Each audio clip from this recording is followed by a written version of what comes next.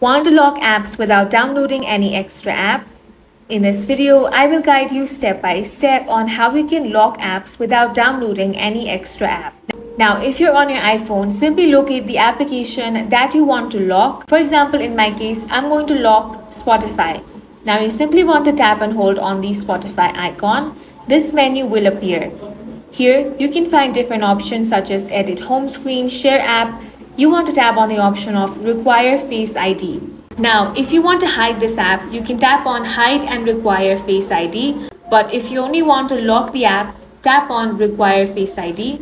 Once that is done, if you try to open the Spotify app now, as you can see, it requires Face ID, and without that, you will not be able to access this app.